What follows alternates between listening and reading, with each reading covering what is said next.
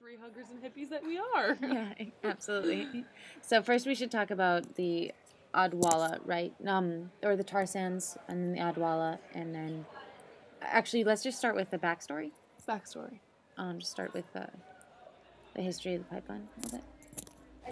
Well, the main one for Canada is its main exports. 71% of Alberta, Canada's exports are energy. Most of this is tar sands. And tar sands are extracted through strip mining if it's 8 meters below the surface. In which case, they more or less, if you have trees all of here, they'll destroy everything. And from that, start carving away at the earth and keep only the refined materials. And then just all of that is polluted.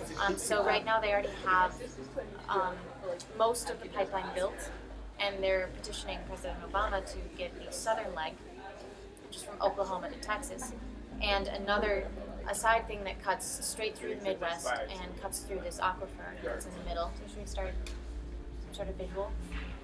So the existing Keystone Pipeline runs pretty much straight through the middle of the United States, and the expansion that TransCanada is proposing runs through a very important aquifer called the Ogallala Aquifer. It supplies a lot of the Midwest with fresh water, and not to mention the areas around it are a thriving ecosystem. And that's the Keystone XL Pipeline, and that's the one that we, as a group, are against. TransCanada has already built a pipeline that runs along the Canadian-U.S. border and then down through the middle of the U.S., avoiding most seismic zones pretty well. But right now we're currently advocating for a southern leg that connects Oklahoma to the Gulf of Mexico and a northern leg that cuts straight across the middle of the United States through the Ogallala Aquifer. Our little model here shows the current pipeline and an unforeseen, actually, spill, which just goes to show, I guess, that we shouldn't do any more model pipelines. Claim that their leakage per pipe is very small. We do have that graph. Small is too much. They have that graph of how many oil spills in the last 20 years that we might bring Since out. 1990, there's been more than 110 million gallons of oil spilt from our nation's pipelines. These coffee drips are approximately where the spills have happened. Thriving ecosystem, and all that is subject to contamination should the pipeline leak. And so building the pipeline through the area is dangerous and risky, especially looking at the amount of spills that pipelines in America have leaked in the past decades. Well, this is a really big problem because it affects everyone. A point of our policy, I guess, is just to say it's a statement of we Yeah, want you to can, support the tar because sands. you're saying I'm saying no to you using tar sands oil.